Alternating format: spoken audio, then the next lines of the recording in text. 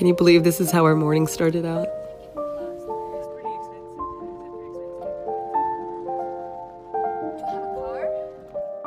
This is how quickly the weather can change during Mexico's rainy season. My last 2 weeks in Mexico, I spent a lot of needed time in nature. I didn't know how much the city was weighing on me until I stepped out amongst the trees and the moss and the flowers. Before and after this hike, we had my favorite, carridoya. We'd look out amongst the trees, and our eyes would eat up all these delicious colors. There's one phrase my friend taught me while I was in Mexico. Un placer para mis ojos. A pleasure for the eyes. It's not a common phrase in, either English or Spanish, but I say it a lot in English, so my friend thought it would be appropriate to have the Spanish equivalent. First was the hike, and then a few days before I left Mexico, we went to a place called Tepoztlan. No mames, qué bonito.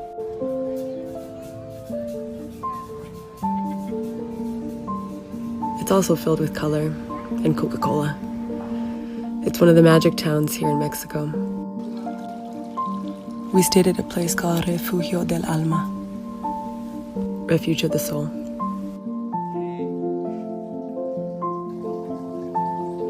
The space was absolutely gorgeous.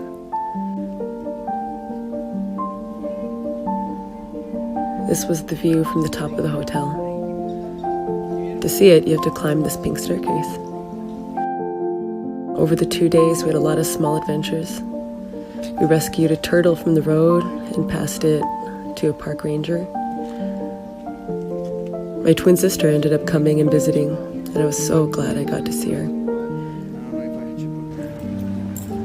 And then there were these guys.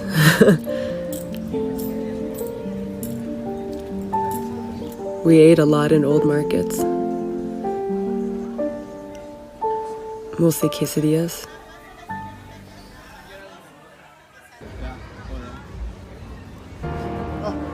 But then there were threats of rain.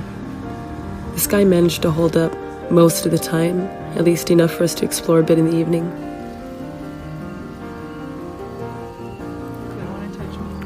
And for a little bit of time to swim in the pool.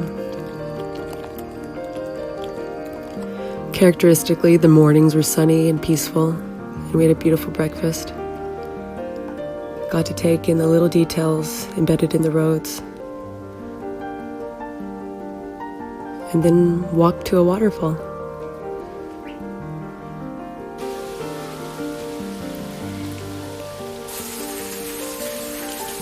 I wasn't as brave as the other women that day who showered in the waterfall completely nude. But I did go in. Nature is generous. It offers up so much to everyone. And once you're in it, you become part of it.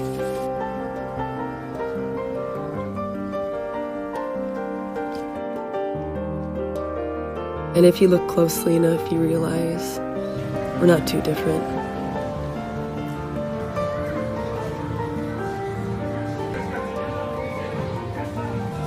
I was blessed to spend time with friends before I said goodbye. I had a farewell at a game cafe in Condesa. And the morning of my flight, there was a breakfast with my wonderful neighbor and boyfriend. There was a lot of packing. There was 3 months of staying in one area, but I had to say goodbye to this place as well.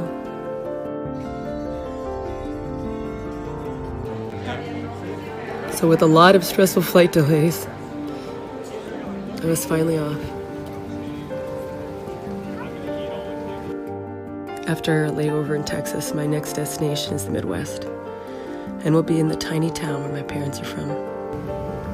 Amongst all the cheese, corn, and quick trips, I'll see if I can find a bit of myself there too.